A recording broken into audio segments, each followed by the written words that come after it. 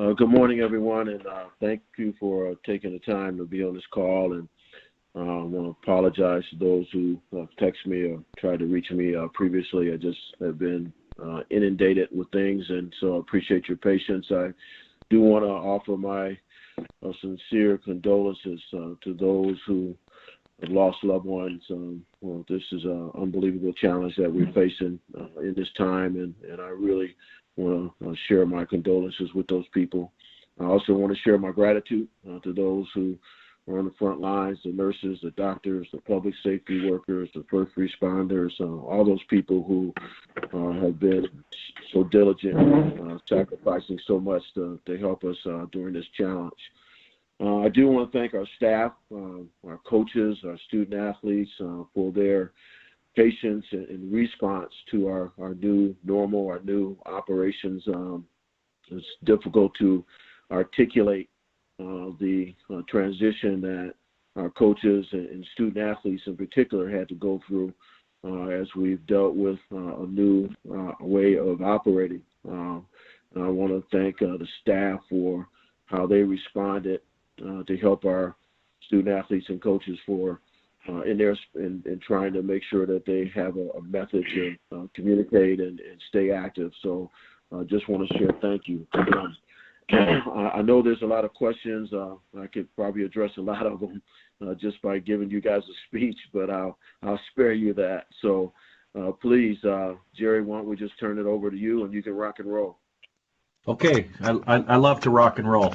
We'll open it up, questionings with Nathan Baird from Cleveland.com with Tony Girdman on deck. Nathan? Hey, Gene, thanks for doing this. I guess just maybe this is kind of broad, but for starters, can you kind of take us through what sort of models you're looking at for the fall in terms of what could happen and what that could mean for revenue for Ohio State athletics? Well, thanks, Nathan. That is broad, and that might answer a lot of questions for everybody else. And the athletic directors in the Big Ten have been having morning calls for, I think, 3 weeks now. I may have that off a little bit. Every morning we talk, and most of our time has been spent on what we were dealing with in the moment, just from a compliance point of view, what type of activities our coaches could operate under. We were dealing with the spring student-athlete issue, the winter student-athlete issue, sort of a myriad of different things that we have been dealing with. We have not begun our discussions on models for the football season. Those discussions that we just started and actually started late last week and have been embedded in some of our conversations this week was just really around return to play protocols. It's interesting that we jump to the season and we forget about the health and safety of our players.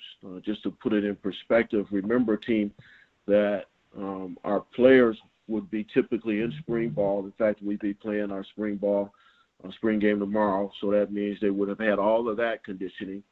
And then normally they'd come back in the summertime taking classes, working, doing internships, and working out. And we won't have that. And so one of the things that we've talked about is of utmost importance is what is the things that we have to put in place relative to return to play for the player.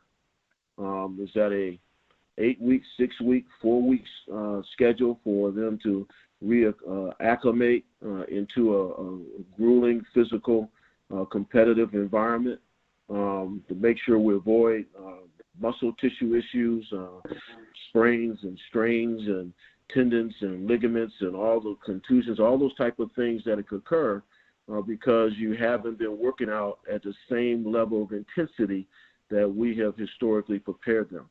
So they just can't come back and play. Those days are gone.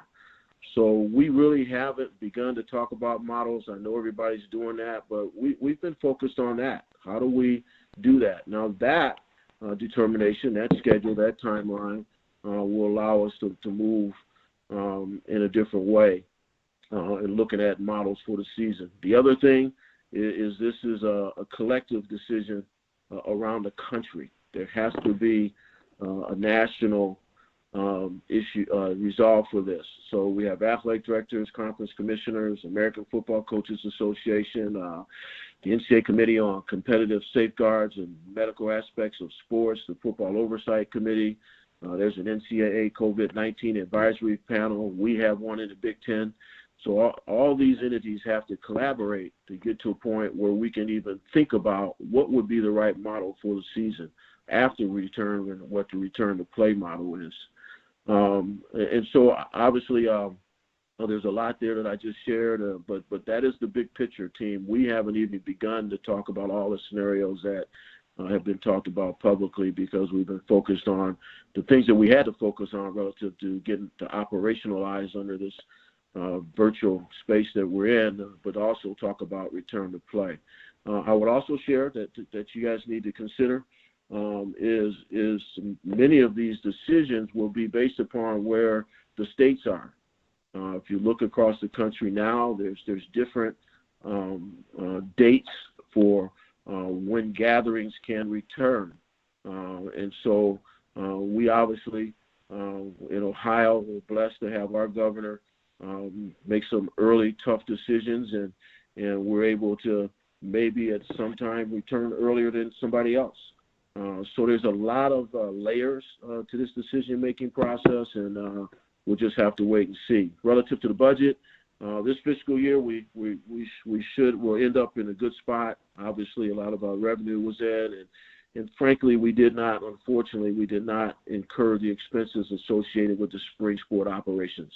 Those games and the travel associated with it, frankly, some of the recruiting costs that would occur, that travel, those expenses were obviously not there. So this fiscal year we'll be fine, June 30th. Next year, what we've done is we've just about done building our budget under normal circumstances, and we anticipate from the university getting some direction, which we always do. We work within the guidelines of the institution. We'll get some guidelines on how to look at our budget relative to worst case scenarios. We will look at that, and then we'll do our own modeling based upon our environment, what we know. So there's a lot there, Nathan. I apologize to everyone, but Nathan asked the open-ended question. So I'll turn it back to Jerry. Nathan, are you good there? Yeah, I just had another quick follow-up. Just back when we talked about the budget, which now seems like years ago, but I think it was just in February. I think you said that by the end of 2020, you expect the reserves to be around 10 to 12 million. I wasn't sure if that was end of fiscal year or if you're talking about end of the calendar year. Can you just update where the athletic reserves? Okay. Can you update where the athletic reserves stand right now? We will be at about 10.2, 10.3 million at the end of this fiscal year. And we would obviously, based upon the models, I'm not sure what we'll end up with, but based upon the models, we'll use our reserve to fill whatever voids we need to fill. And we'll probably have to use some of that in normal circumstances. If we have a regular season, like Dr. Drake said, obviously people will behave differently.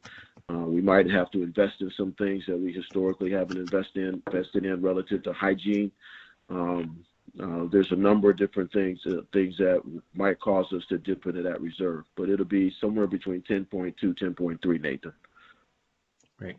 Next up, Tony Girdman from the Ozone with Rob Aller on deck. Tony? Gene, thank you for doing this. Will there be pay cuts for the coaches in the interim? Has that been discussed? No, it hasn't. Our university is going through a process to evaluate whether or not we need to deal with personnel in that form or fashion. We've, even prior to this, we put in a freeze on hiring. We went through a reduction in our budgets, and so we've made significant cuts in our FY20 and FY21 budget, understanding that we needed to do that anyway. Keep in mind, prior to COVID-19, we had made a decision not to increase football ticket prices. And during my tenure, every year we've done that. So we needed to try and fill that void anyway, so we started down that process. So no, we haven't talked about coaches making cuts. We did talk to some of our coaches about the blessings that they have and that we have, and we needed to make sure that we helped as many people as we could. So that's another perspective as we look at that. And then you mentioned getting ready to return to play. Has Ryan Day expressed to you how much time he thinks he'd need? You know, Ryan did a great job, actually. He the first Big Ten coaches call was last Thursday morning, and he had already worked with our doctors, our strength and conditioning coach, and talked to Todd Berry, the executive director of the American Football Coaches Association, and talked with some others. And so he put together some ideas that he verbalized with the other Big Ten coaches. And it's just a jumping point for considerations, no particular model, just the considerations that we needed to have. So I really appreciate his leadership in that space. Thank you. Next up, Rob Aller from the Dispatch with Kyle Rowland on deck. Gene, thanks for doing this. A couple things. Can you just speak to the importance of the football season for preserving 36 sports and the importance of having 36 sports? Well, the football season, as you all know, is vital to the budget health, going back to Nathan's question, to the budget health of our overall department. It is the driver of our budget. While basketball contributes in a significant way, football is the elephant in the room. So we from that point of view, is significant in funding all of our sports and everything we do for our student athletes. But also it's important to our community in a number of different ways. Obviously, economically, every contest has a significant economic impact in Central Ohio. We understand that.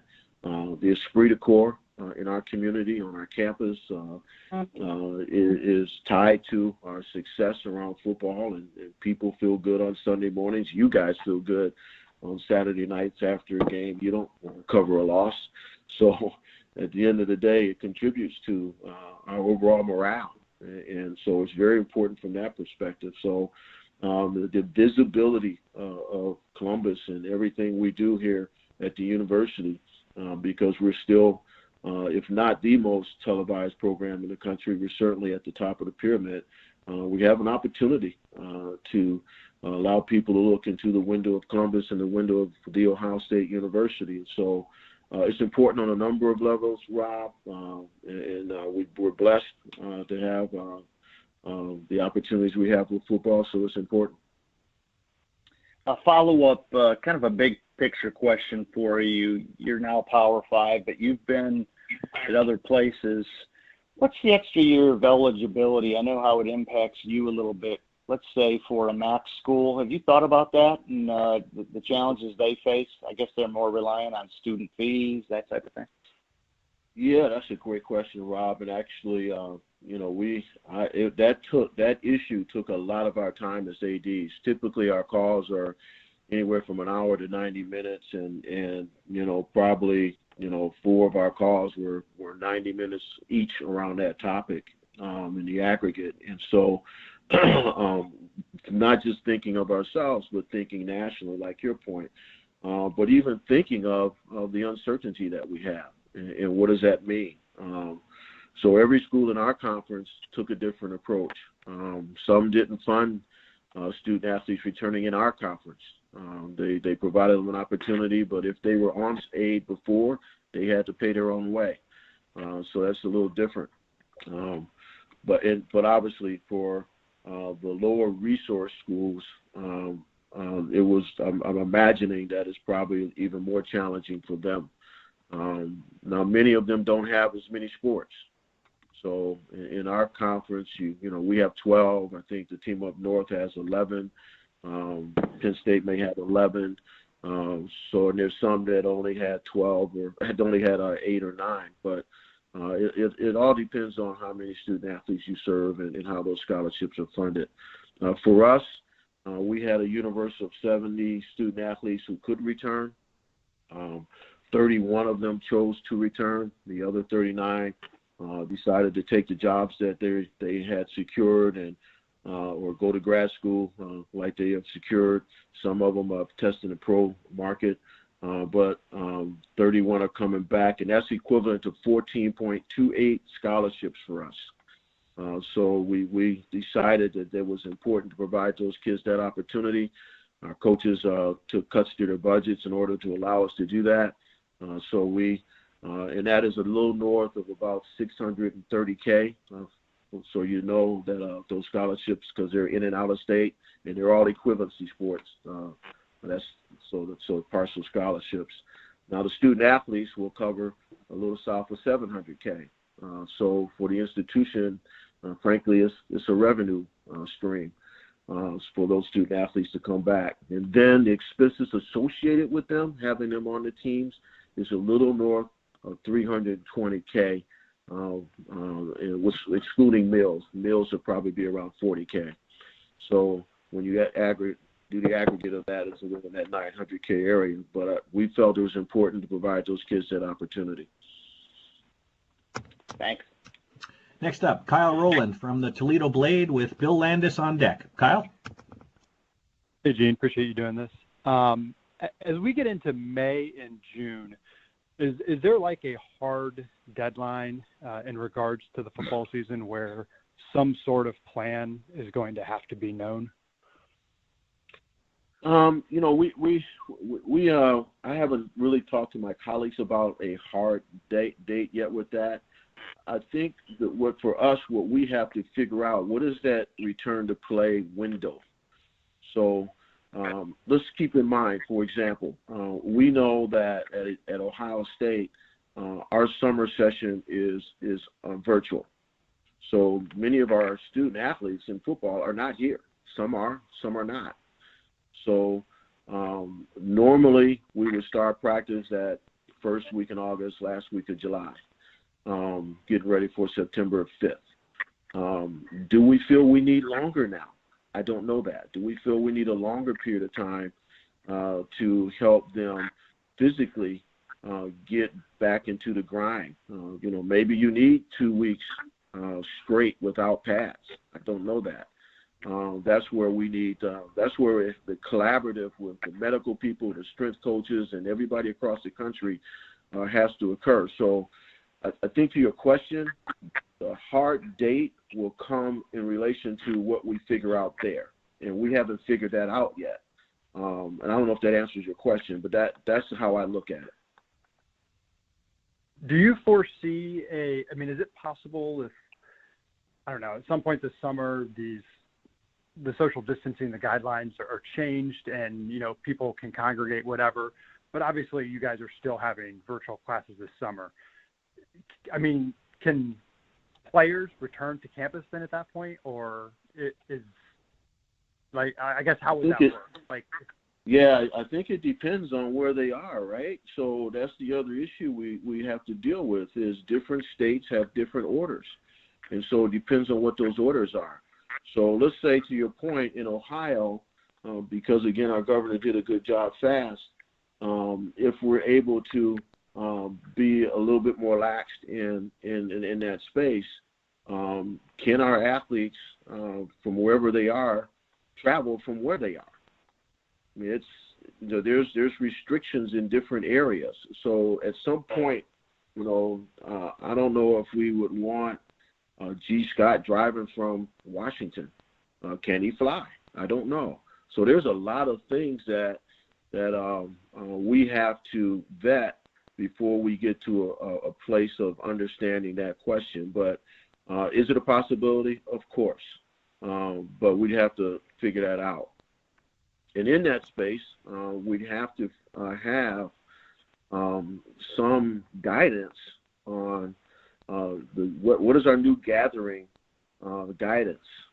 Obviously, you guys know you have 100 football players. It's hard to social distance in the locker room or the training room.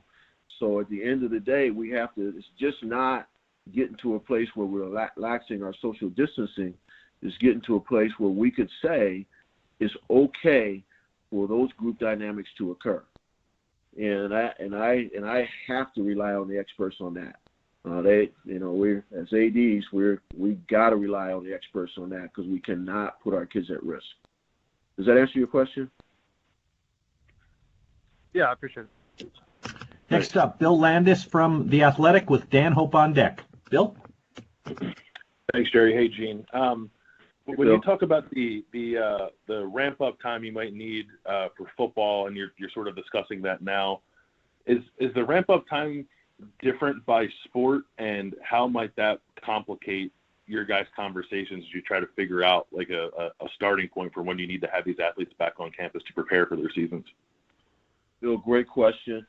We have coaches calls every week, and I've encouraged our conference office, and I know some sports this is happening. I know wrestling was April 7th, but for our fall sports, the soccers and the cross country and the women's volleyball, et cetera, I've encouraged all of them to initiate calls with their Big Ten colleagues and begin to have the discussions that football's been having, the coaches have been having. And Ryan was on the call, and he spoke up regarding his thought process and how they've engaged as football coaches. Critical, and I think today we might hear from the NCAA a statement around this topic relative to all sports in the fall. So please watch for that. And Jerry, if I see it first, I'll send it to you, Jerry, and you can send it to them. So anyway, to your question, Bill, yes, all sports have to figure up that ramp up. Football obviously has always been first, and so we have to kind of figure out for volleyball and the others what's the appropriate time for them to transition back as well, because they have the same risk with their student athletes. Mm-hmm. And then I'm wondering, when you are having these conversations, how involved the student athletes themselves are, because it seems like if you look at the pro leagues, obviously they can bargain with the players' union when they're making these decisions about return to play. How involved and maybe what are the logistics of being involved are the student athletes when you're having these conversations about return to play? Yeah, I personally haven't had those conversations, and I don't know if our coaches have. That's a good question, Bill. Next time you guys interview Ryan, you might ask him. I know our coaches every day, every week, they're having calls, and some of them Zoom meetings with their athletes, and so someone may have posed that question, but I have not, and I know that the NCAA and the Big Ten, actually Kevin Warren yesterday or the day before, I might have my days wrong, had a teleconference with our Big Ten SAC, and I know the national SAC's engaged, but relative to our local athletes, I have not asked our coaches to do that. Great question. Thanks, Gene. Next up, Dan Hope from 11 Warriors with Austin Ward on deck. Dan? Hey, Gene, some of the models that are being thrown out there hypothetically are in regards to, the season could potentially be pushed back or the season could potentially be shortened.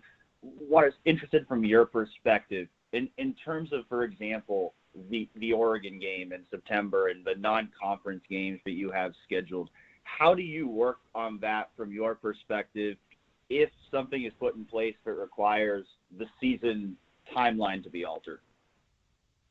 Well, I think it's very difficult for us to think about models right now, but I struggle with that. But I guess how I look at it, Dan, is obviously we have contractual issues we have to look at. I know we have forfeiture clauses in our contracts, so we'd have to look at that. So I haven't even thought about those type of models yet. I know I've read about them, but I haven't gone into deep thought on them yet. But we will as ADs.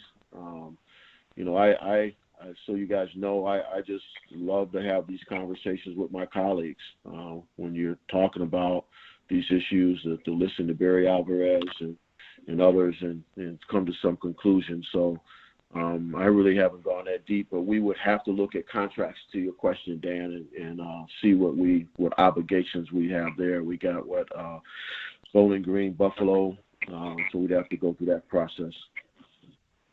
From your perspective, do you think it is realistic that if the season can't start on that first weekend of September, that there could still potentially be a full season on a different timeline?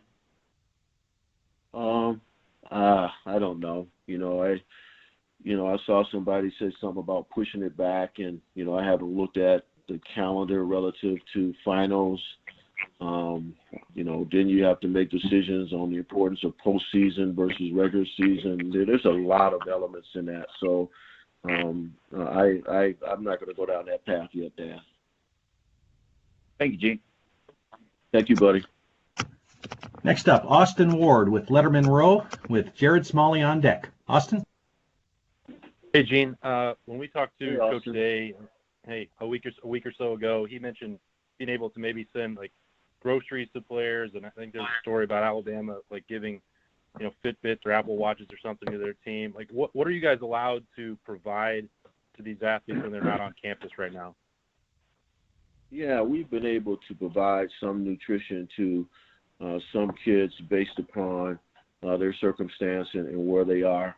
Then we've been able to provide some workout equipment to some of our athletes that don't have access to equipment. I think I saw some kid on Twitter that was doing bench presses underneath his bed. So we've been able to send some devices and some nutritional supplements, bars and Gatorade stuff, and so that's been done. We haven't done the watch thing, and I frankly don't think Alabama sent all Apple Watches to every kid. I know how that story broke, but I don't think that happened. But anyway, we've sent some stuff. And I don't mean this to be another sort of model question, but do you think that it is at all possible to have Ohio State football games with no fans in attendance? Now that one I've thought about a little bit. I struggle with that concept because when I first heard that, I said, okay, that could work. But then I figured that if we don't have fans in that stands, that means that we've determined it's not safe for them in a gathering environment. So why would it be safe for the players? And so I think that's the conversation that I would have to delve into in order to learn my blind spot on that. But when I first heard that, I'm like, that means that our state, maybe our governor or our institution has said we can't have people sitting that close together, or we can't monitor them like we might be able to monitor the athletes. I don't know. But I just struggled with that concept because I haven't heard enough from the experts or my colleagues to really get to a point where I could have a definitive answer on that. So I think that's the challenge with some of these. We got to have experts, team. I'm just an AD with all due respect. You guys are writers. I mean, there's doctors out there that are guiding us in this space. We better pay attention to them, and I know I will. So great question, great thought, but I just don't know if I have a final decision on that yet. Does that make sense? Yeah, absolutely. Thanks for your thoughts, Gene. Thanks. Next up, Jared Smalley from NBC4 WCMH with Ari Wasserman on deck. Jared?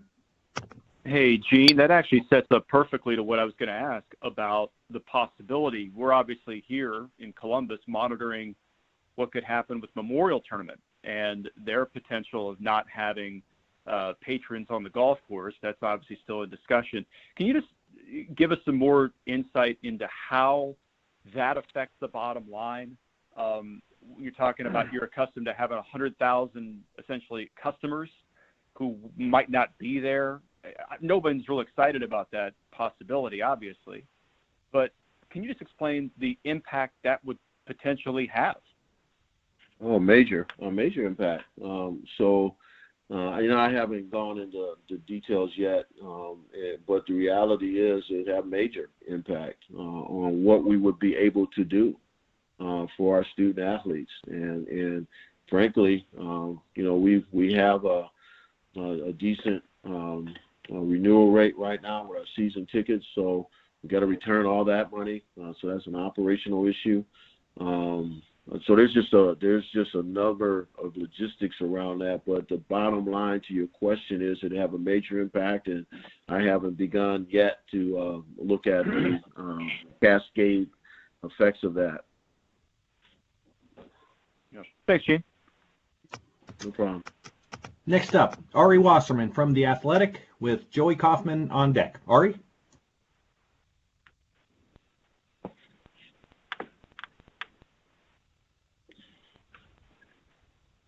All right, hit your mute button. No, Ari. We'll try to circle back. Next up, then we'll go with Joey Kaufman from the Dispatch with Mitch Stacy on deck. Joey. Hey, Joey. Hey, Gene. Just wanted to ask, you were obviously the AD 10 years ago during the economic recession of 08, 09.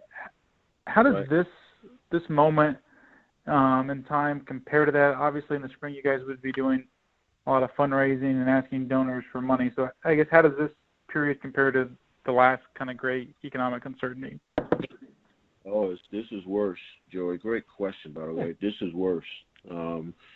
Because to your question around donors, let's use that as an example. We pride ourselves on interaction and face-to-face engagement. And we're blessed to have many platforms to do that, be it baseball games or softball games or track meets or, frankly, tomorrow, the spring game, where we would have the opportunity to have face-to-face engagement. Now we're doing Zoom, which is a new ball game. But we've done well relative to engagement. But it's different than sitting down with you and looking you in the eye and all that. It's just different. And so it's caused us to behave differently. We are very sensitive to what others are going through. So we're not as aggressive as we have historically been. In 2008, we were aggressive. But we were looking at certain industries, certain people. This one is a lot more devastating. So we're not sure exactly how it's going to affect us next year. That's the window, Joey. But you're exactly right. This is worse than in 2008 for us. What type of events other than like spring sporting events are you be meeting donors at spring sporting events, but are there other fundraising events that had to be canceled this spring and this summer? Normally we'd be like going what would like around the schedule the look state like? a little bit. Yeah, I can't. Normally we'd be going around the state. Normally I would have multiple dinners with, maybe 3 couples or 4 couples, or 5 couples. So some of those events have been canceled. I can't off the top of my head, Joy. I'm sorry, I just can't think of them. Concerts. We obviously had to cancel concerts, and normally we do some suites at concerts, those type of things. So, but they're not major events, Joy, with the exception of going to Cincinnati or Cleveland and doing Buckeye Club events. They're more a series of small group activities that we have done in the past that we no longer can do. Mm-hmm. Thanks, Gene. Next up, Mitch Stacy from the Associated Press with Dennis Dodd on deck. Mitch? Hey, good morning, Gene. Good morning, Mitch. What's the level of concern that the injured players that you have who are rehabbing on their own are going to suffer, aren't going to be able to get back to where they need to be under the conditions that they're working out in with with less attention, I guess. I'm thinking specifically of Master Teague, who, got hurt in spring practice. Yeah, that's a great question, Mitch. So my concern when we started this was around that and around strength and conditioning overall, and how were we going to help those who didn't have access to professionals and or equipment, and frankly worried about where they would go and not know who might engage with them and trying to influence them in a different way. So we started from those concerns. Fortunately, our strength and conditioning people, our trainers, are in lockstep, and we have accountable kids. I can't compliment Ryan and the support staff around them. We have high character kids, and so when they are provided the guidance that was provided to them by our trainers and strength coaches, I feel comfortable that they're following those directives.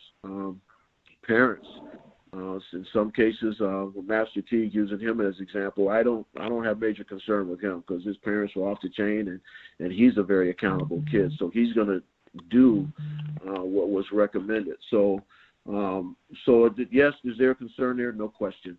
But I feel good about the guidance we provided and the access that they have to our people. Okay, thanks, Gene. Thanks, Mitch. Next up, Dennis Dodd from CBSSports.com with Adam Rittenberg on deck. Dennis? Hey, Dennis. Hey, Gene. Jay, how are you doing? Thanks for doing this. Good. Really tough time. You mentioned that collective, collaborative decision to be made by everybody.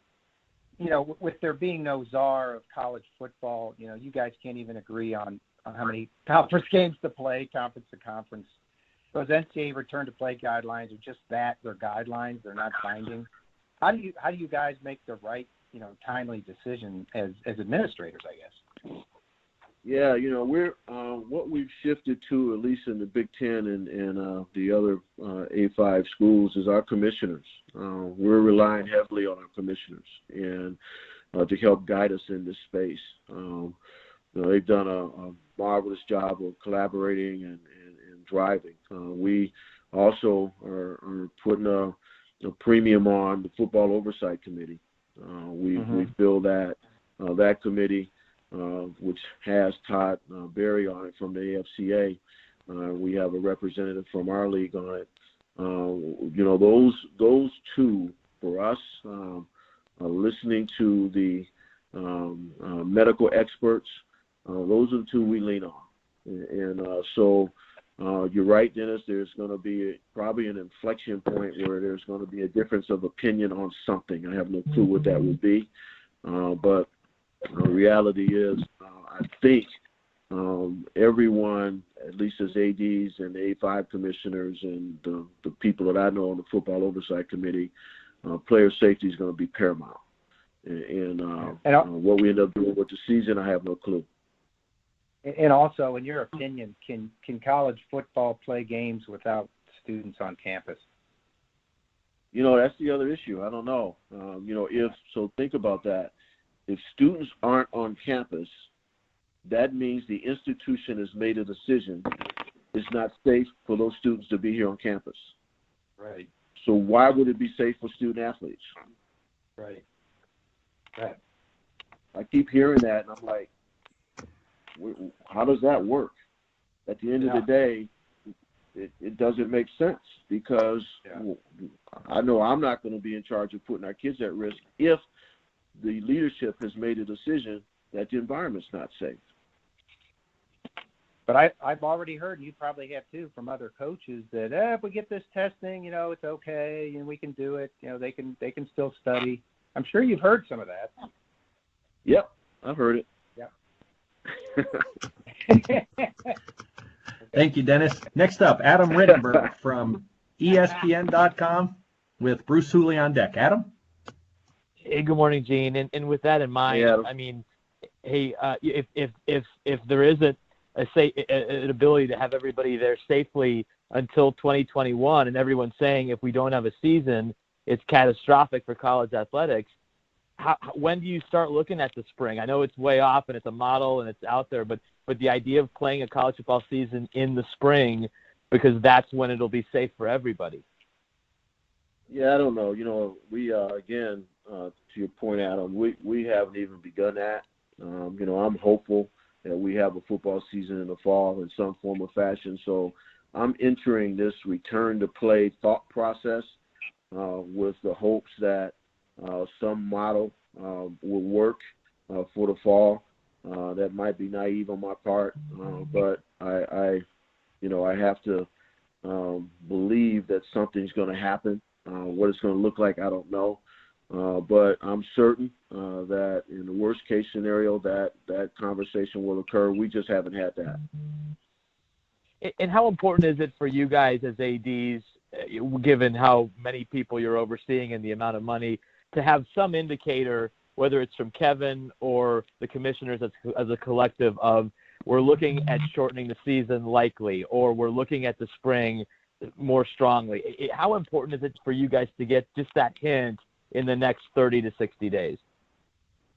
I think that there's a point, and it ties again to the return to play model.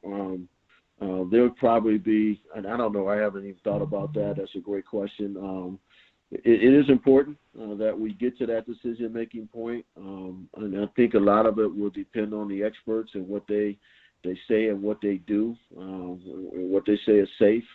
But we're not going to rush this. I guess that's probably the ultimate deal is we're not going to rush this. We got a major societal issue. So football's important. I know that. But at the end of the day, we got people dying, team. So I'm of the opinion that we wait, follow the lead of our experts, follow the lead of our ultimate decision makers, our governors, our president, all that, and then we'll deal with whatever we deal with. That's the great thing about ADs. We adjust. Thank you.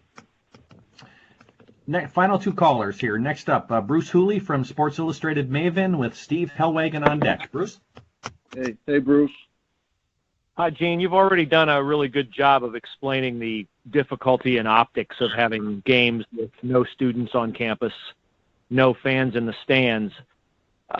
Apart from that, we hear it's important to have the games because it preserves the TV revenue. But could you take us through just the nuts and bolts of, from a revenue standpoint? It strikes me that if you have a game with no fans, you're not getting parking, you're not getting concessions, you're not getting tickets, you're not getting official merchandise purchased in the milling around of sometimes 500,000 to 1 million people in the campus area. From a revenue standpoint, do you have a way to equate what having a game without fans would be? Sure, you get the TV money, but what would you be leaving off the table? Oh, that's a great question, Bruce. So that's the exercise we're getting ready to go through now that we've finished our FY20 and FY21 projection in normal circumstances. So we'll start that process with our CFO of going through those scenarios. But you're right. You're hitting on all the categories. So typically, depending upon the game, Bruce, great question, is it depends on the game. So it could be anywhere from a $5 million to $7 million net. Okay? So what we have to look at, to your point, is those losses per game. Now, it depends on the model. If you don't have a season, then we will that you just do the math on that, and 7 home games. That's why 7 home games has always been important to us. So we're getting ready to go through that process of looking at each home game that we have and looking at what our projected revenue for each home game would be, and it would include all those categories, Bruce. And then we draw the scenario, okay, if we don't have a season, then this. If we don't have these games, then this. So we haven't done that, but that you hitting on exactly the exercise we'll go through. And there's so many other things beyond that. The donations. Our Buckeye Club is tied to tickets. And then our President's Club, where people can donate to other departments on campus and have access to tickets, that's tied to that. So there's so many things that we'd have to peel back, but you started that process, Bruce. Great question. And then in a different vein, I've heard you talk many times about competitive balance and the importance of competitive balance when you discuss name and likeness with us in the spring. And Ohio State is clearly a place that can afford some things and would have an advantage, but you guys have sounded like you take a kind of a collegial position on that and you want to have competitive balance. I'm curious, as I see these stories from Wisconsin, that what I would think would be a pretty profitable athletic department can't afford to bring back spring sports athletes, and and schools are going to decide this on an individual basis. I can't imagine that if this were fall sports that this waiver had been given to, that schools in the Big Ten would be allowed to bring back football players for an extra year, and some schools would say, well, sorry, we can't afford to bring those guys back for an extra year. Yeah. So, I mean, it seems to me to be a huge competitive balance disparity for and I'm not critical of Ohio State. It's great you guys are giving the scholarships. I'm just surprised this decision isn't made at a conference level. Could you speak to that and the competitive balance issue? Yeah, that's a great question. And it really it did go to competitive balance in our conversations. That's interesting you bring that up. Never once did that ever come up, not one time. It was all about where you sit. We decided that would be a local decision. Now we had a vote that we all represented in the Division I Council, but where we all agreed. But at the end of the day, we said you have to make your own local decision based upon where you are. Now I had calls with our spring sport coaches leading up to the decision, and then the night right after the decision, I had a conference call with our spring coaches. And I said, look, you guys have already made sacrifices. You've cut your budgets here and there. Let's talk about reality. And I can't compliment our coaches enough. They significantly cut their budgets. Now, keep in mind, that 31 is spread over 12 sports. So, like, men's golf has 1, and he's on an equivalency. You know, women's lacrosse, I think, has 2, and they're on equivalency. So when you look at it across the sports, coaches made decisions to cut. And so I guess to your question, you know, we probably gain a competitive advantage because our kids can come back and, you know, others can't. So other schools made a different decision. Does that answer your question, Bruce? Yeah, I understand it's hard balance to do the right thing by the kid, which the right thing is to give him the chance. But, you know, Greg Beals is going to have a double freshman class. He's already talked about it, and I don't even know if Wisconsin reinstated baseball or not. But, you know, in football, that would never happen. Like, you know, Michigan would never be able to bring back Jay Patterson for an extra year if Ohio State couldn't bring back its players. That's right. That's exactly right. So I think if it was football, we'd have a different conversation, to be, you know, quite frank. You're hitting on it. You're right. Great. And we've got time for one final question from Steve Hellwagen from 24/7 Sports. Steve? Hey, Gene. Thanks again. I'll speak for everybody. Awesome that we get to hear from you at this forum. I've got about 8 different things I could ask you, but I'll just go with this one. What do you say to the fans out there who have gotten their season ticket renewal, and the times are tough for these people? Some of them could be out of work or whatever.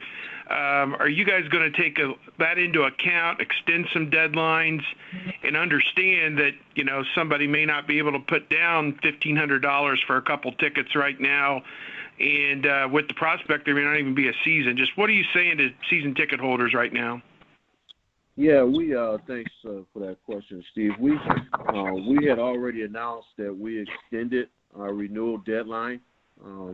And we also implemented additional payment plans. We already had payment plans, but we offered additional ones. So there's a number of people who have taken advantage of those opportunities. And we've already communicated if they ask the question about if there's no season, will they be reimbursed? And of course they will be.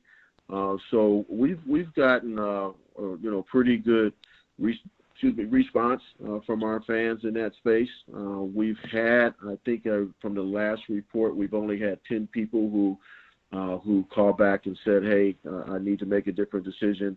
Need my dollars reimbursed," and we've reimbursed them. And so, we're going to be very humanistic in this space. And of course, if we don't have a season, we reimburse people. Thanks for watching. Subscribe below to get the latest videos from Lettermen Row. We got Letterman Live, we've got the practice report, we got rapid reaction. Hey, and you know we got Buck IQ with Zach Bourne. For sure. We got recruiting breakdowns with Berm. We got whatever you need. Ohio State football and Ohio State athletics, we've got you covered here at Lettermen Row.